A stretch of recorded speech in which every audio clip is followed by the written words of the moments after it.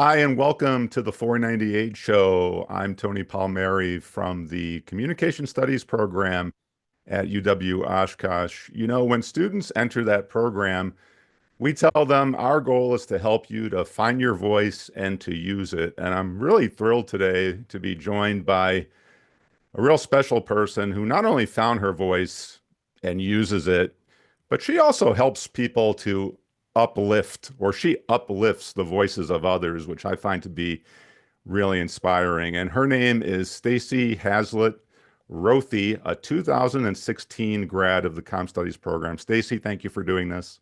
Of course. Thanks for having me.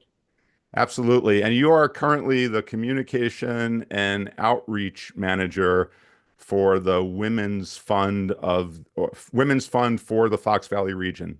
Yes.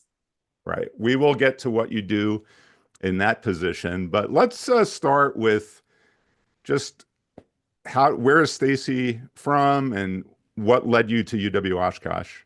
Yeah. So I was originally born and raised in West Dallas, Wisconsin.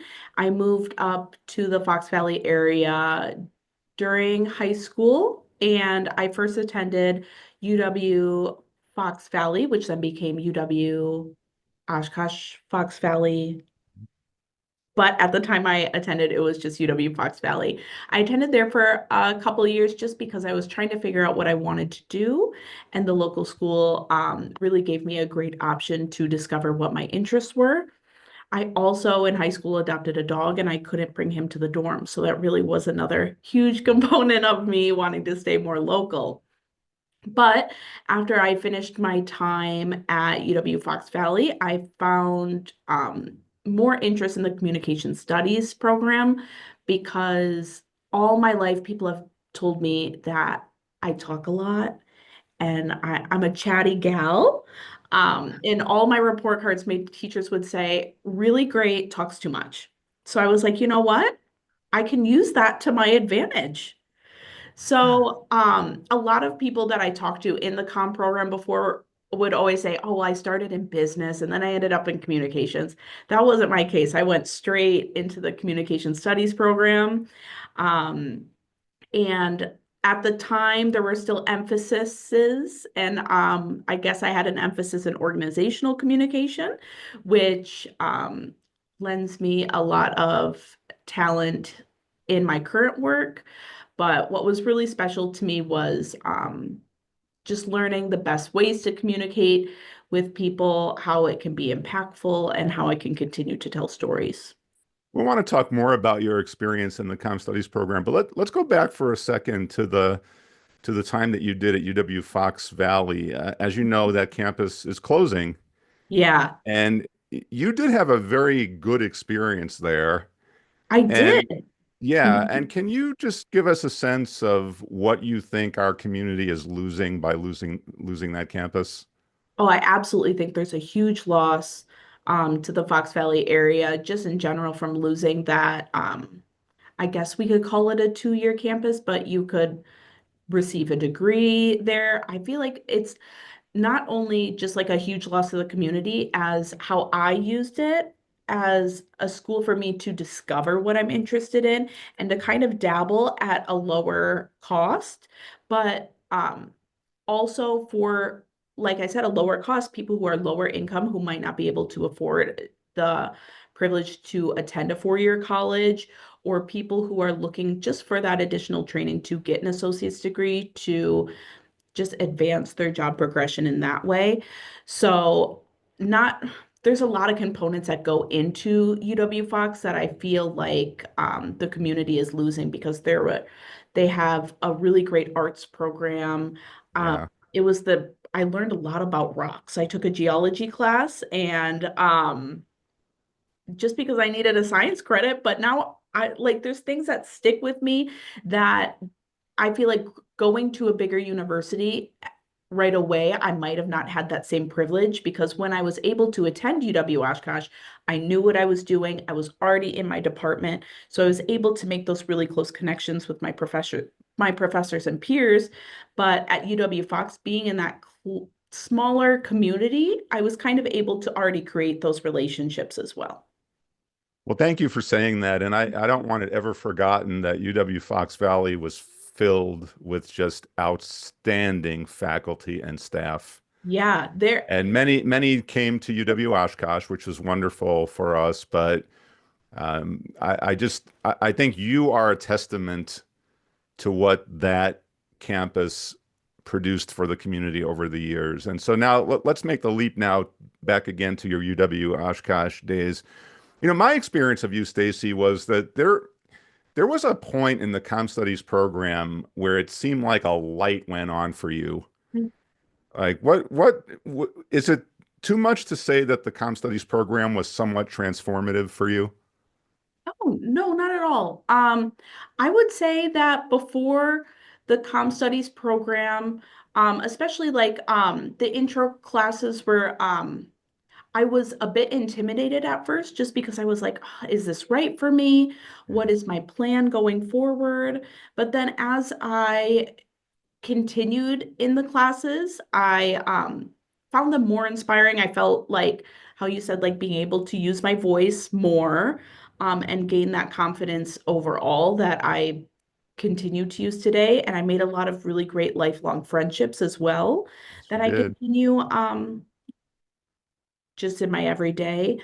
Um, but yeah, I would say that there was a big transformation in being able to, I guess, use my talkative self for good. Because now people never are really concerned that I talk too much. In fact, they're like, oh, keep going. Say Well, more. you were someone, as I recall, that, my classes can be somewhat intimidating at first. I mean, rhetoric is a complex topic for a lot of students. And I remember Mhm. that you would sit in the front row and you always had this like very, very engaged look. And I Yeah. learned from my colleagues that you were like this in all the classes, that you found that, I mean, was it that you found that our program was teaching you to think about communication in ways that maybe you had not thought about it before? Oh, definitely. And I still use things that I've learned today in that sense, just of learning ways that people communicate to you. And I can't remember the exact phrasing for it, but when someone can be open to you so quickly, those tools are very essential for me now. But Right. also just in everyday life, how someone in college, I worked at Macy's and someone would tell me about like very private things. And I was like, oh my goodness, it's really working. So just being able to see that, but I've never been a person that sits in the back because I am easily distracted as well. So especially in your class, like you said, it could be a bit confusing at first. So I was like, I need to pay attention to be here. And the it doesn't fall on like it doesn't bypass my mind that I am a first generation college graduate as well. My mom is an immigrant from the Philippines. Technically, she does have a degree, but it never translated here to the US, and she was a single mom. So I'm very proud to have gotten my degree and to continue to use all the things that I've learned. Yeah, I think part of my connection with you is that I was a first generation college student also. And Mhm. I think it's one of those things that even if first generation folks don't say it to each other, there's kind of like a sense that I kind of know this person. Mm-hmm. Right. Yeah, right. It's like I felt that you were kind of experiencing things in a way that was probably new, very, very new. And I can speak for all my colleagues, Stacie. I mean, we miss all of our students when they graduate, but we really, really missed you because I, I remember that you remember in your last year we were doing a faculty search and for a new position, and we got students involved in the search committee. And I remember you were deeply engaged in that. You were like very concerned. You had kind of taken some ownership of the comm studies program. Is that fair? Yeah, because I would say that the comm studies program was really important to me and my future, and just kind of, like I said, I was able to create friendships that have lasted, and I felt like coming to school was never a burden or stressful. I enjoyed coming into class, especially my last year as well. I felt like our group really created a great sense of camaraderie with one another. But knowing that, okay, who's going to be here to continue this culture of positive learning and I would say just like a culture of camaraderie as well, where we really all worked together. There was no one that was really like left behind in that sense either. Right. So that was really great. Right. I remember in that faculty search, you came up to me and we had two finalists, and you came up to me and said, "What did you think about these candidates?" And I said, "Well, they both were really nice to me. I liked them both, but you really liked one of the candidates." I remember it was so endearing. You're like, "No, Dr. Palmeri, you should support this candidate, and here's why."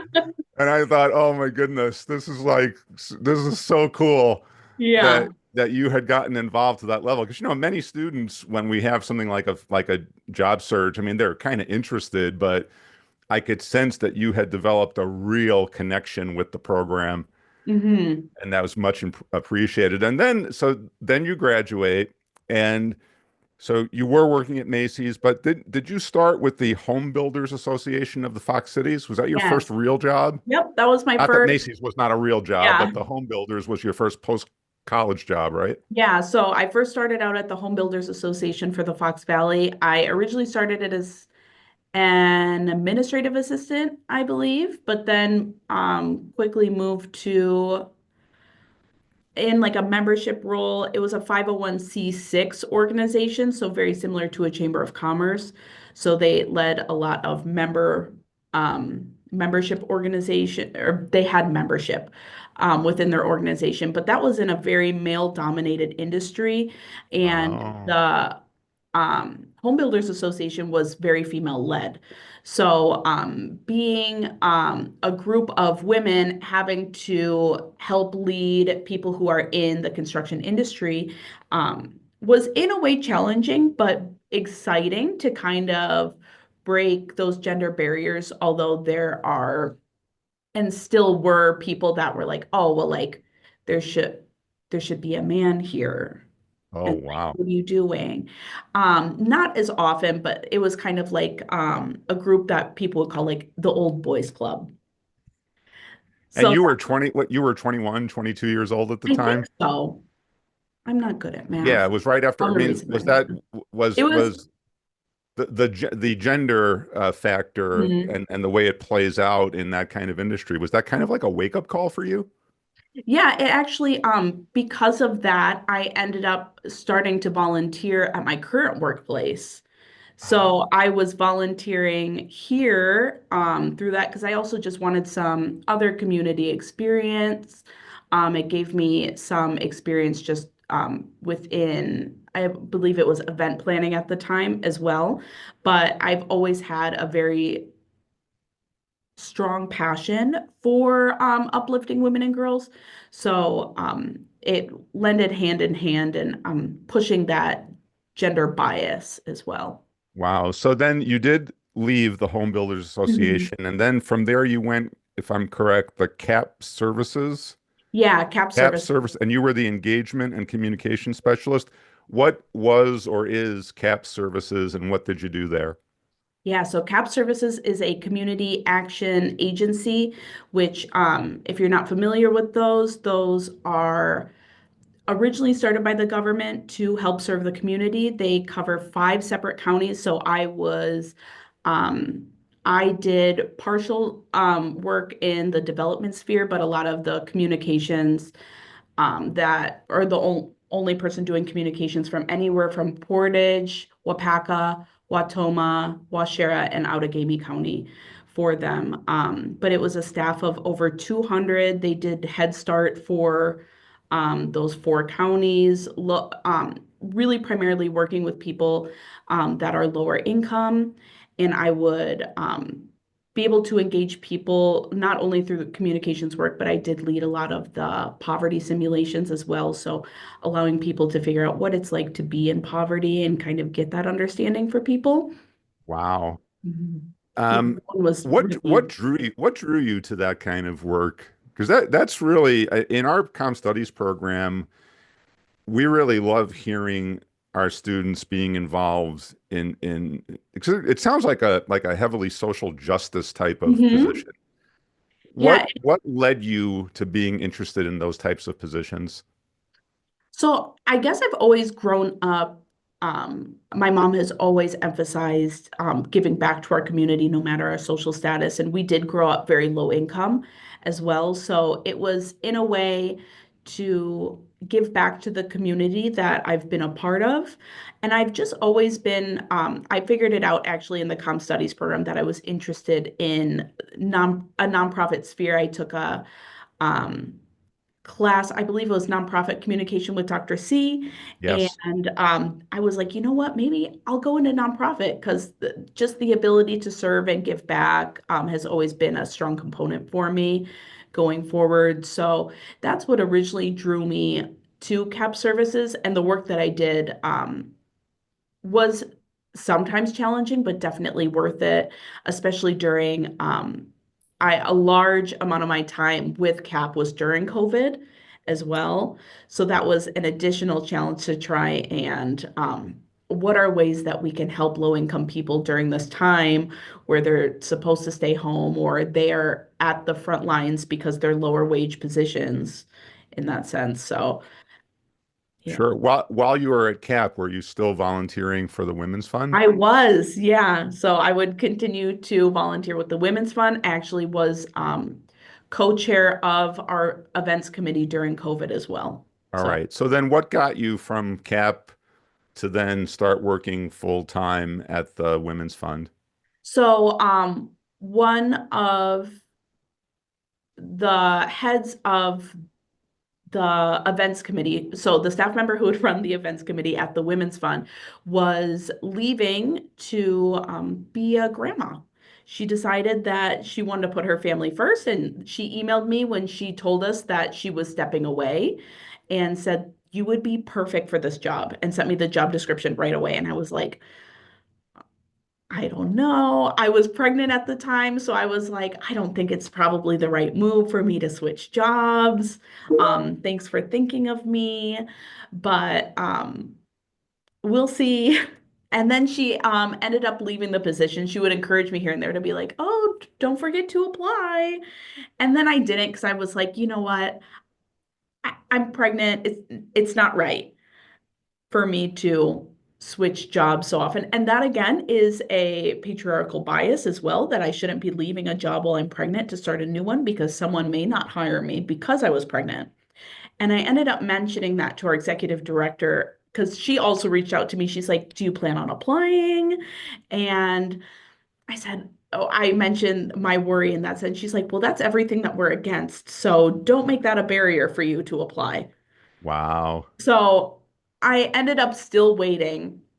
I came back after my maternity leave and she messaged me. She's like, "We're closing applications soon." Because it was a couple months in between, the hiring process was really slow. So I was like, fine, I'll apply for fun. We'll see. Because I did really love the work that I did at CAP. So I wasn't like scrambling to leave either. But Sure. then as I went through the interview process and I continued to be involved with the Women's Fund, I thought, man, I think this is where I'm supposed to be. I think this is the right move for me, which was scary because, like I said, I was very comfortable in my role at CAP. I felt like I was making a really good difference. And going from a team of 200 for the most part and doing a lot of my work by myself to then coming to a very small team of three, but really having exact roles kind of like carved out, but we still support one another was also appealing in that sense. So I did make the move to the Women's Fund, and I have been couldn't have been happier. It sounds like they really, really wanted you, and Mhm. that really speaks to the power we tell our students about building your network. And it sounds like you Mhm. really had developed a very good, close network in the nonprofit sector. Tell us what the Women's Fund for the Fox Valley region does and what your role in it is. Yeah. So the Women's Fund for the Fox Valley region works to advance the opportunities for women and girls and continue to uplift voices in that way. We do it through grant making, educational opportunities, and programming, like I said, to support women and girls. I specifically work more in the internal and external communication sphere. I also work heavily within our grant making to help support our grants committee in their decision making. So working with our nonprofit partners to see where they need help, how our grant funding is making a difference to them, and if I can make connections in any way for them as well. I also work heavily with our Girl Power Giving program, which is uh, an opportunity for high school age girls to come together throughout the Fox Valley. They get access to $10,000 that they can grant out to the community.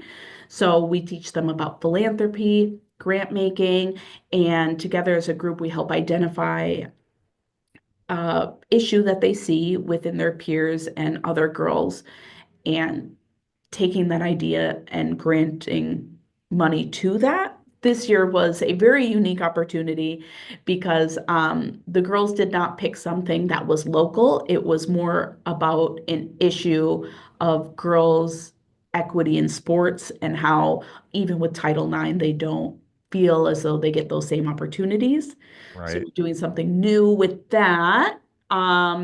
Still to come.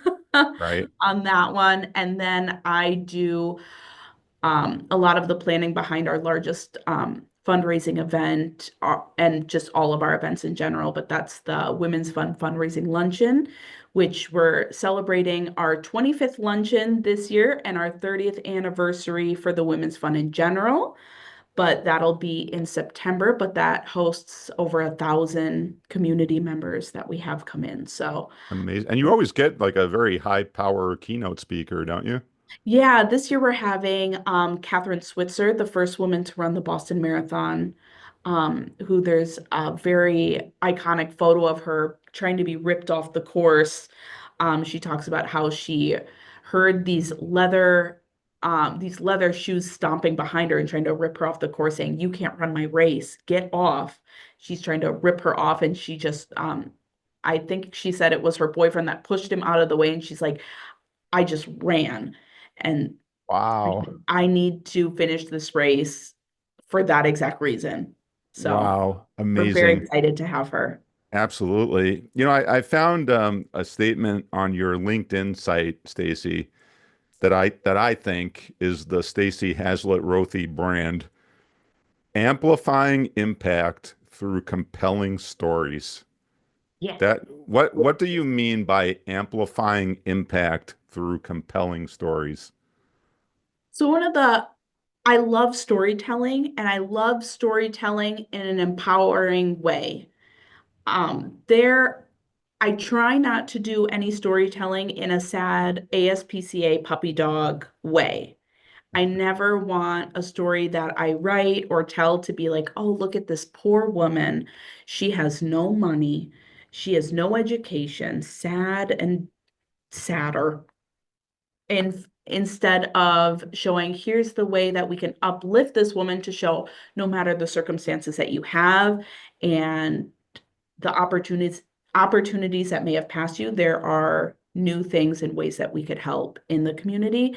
So amplifying the impact of the Women's Fund in that way to put everything more in an empowering light versus a sad puppy dog way, because it's not a, even no matter where I worked, I never wanted to do things in that sense because even with CAP services, they have um, a domestic violence shelter, and it was very clear to like you never want to be like, look at this sad Mhm. abused woman. Never. Like in Mm. fact that she's taking her power back by making a change for herself. So So do you work with women to help them formulate their stories? sometimes um I wouldn't say the work that the Women's Fund does is primarily like boots on the ground work. Hmm. We as I said, we work heavily through grant making. So by supporting those nonprofit organizations who do have, let's say, boots on the ground work, and they're working with clients every day, when I can then support their work not only through grant funding but by also making those community connections for them that they may otherwise need, and then finding stories that way. And there's overall a large appreciation for the grant funding, especially now. So trying to figure out how we can continue to amplify the work that they're doing by also, in a way, shining a positive light on the Women's Fund. Wow, that's just amazing. Where do you see yourself going with the Women's Fund in the next, say, 5 years, Stacie? Do you see yourself, Mhm. are you on like a path to become the executive director at some point, which by the way, I can easily see you doing? If the if the path arises, I would not be opposed to it. I wouldn't say I'm directly on a path at this time Okay. for that.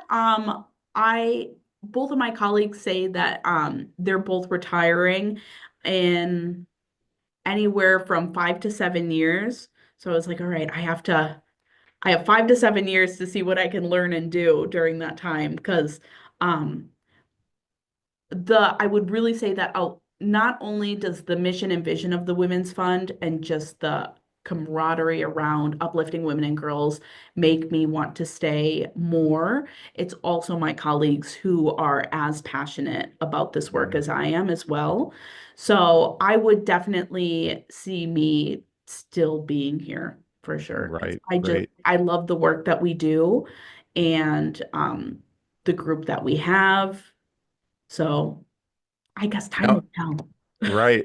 Now, in addition to all the great work that you do at your job and in the community, you also are a mom of Hmm. two young children. How old are your children? 4 and almost 3. Well, my daughter would say 4.5 and 2 going on. And okay, so you and your husband have two young children. You also have Mhm. dogs too. You're big dog people, right?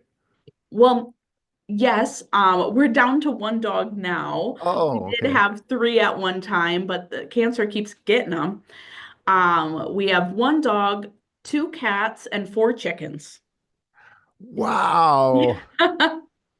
You know, many of our students want to know, Stacie, what because I most of them I think plan that within 10 years they will have a professional career like you do, and that maybe they might start their own family like you have. What is it like balancing all the family responsibility for your professional with your professional responsibility? Has it turned out to be like a much bigger challenge than you ever thought it would be? Is it like invigorating? Do you have like great days with it, not so great days with it? Yeah, I would say key to my success is having a very supportive partner in being able to take on multiple responsibilities. There are days where, due to COVID, when my daughter was younger, she stayed home with me all day. So I was working with her at home with me until she was 3. Mhm. So I was working with her at home for 3 years as well. And I do the same when my son was born. I did the exact same thing um, until I believe around this year, where I was able to come to the office more frequently in a set schedule. So I'm very lucky to have a supportive partner to pull the weight in other ways that I otherwise feel too exhausted to do. But also, I have a very strong community around me to support the work that to allow me to continue to do my work.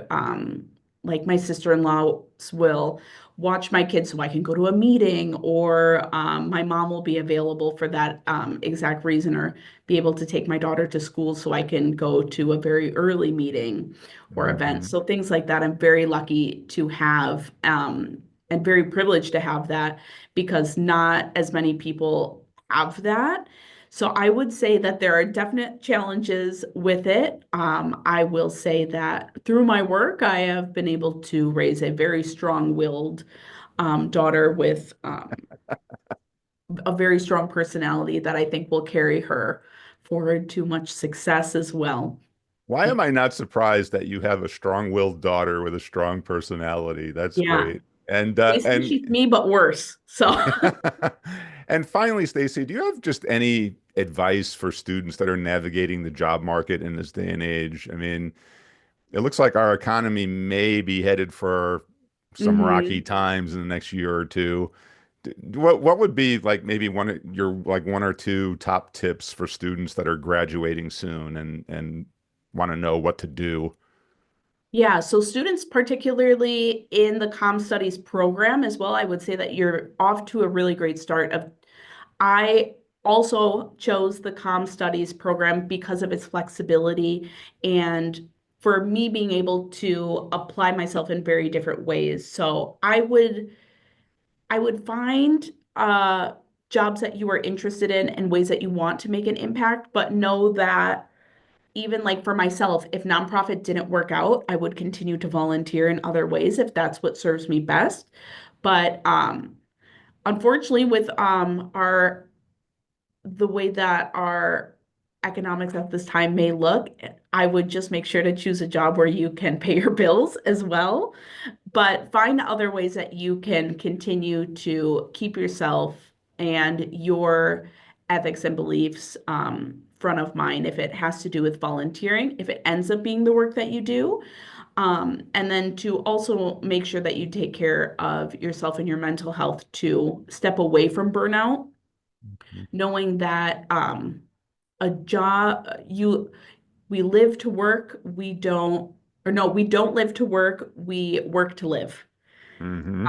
And that I think carries me forward the most. Like I said, I'm very lucky to have a job where I love to come to work every day and I love the work that we do. But I do know a lot of people that don't have that privilege as well. So find what you love to do.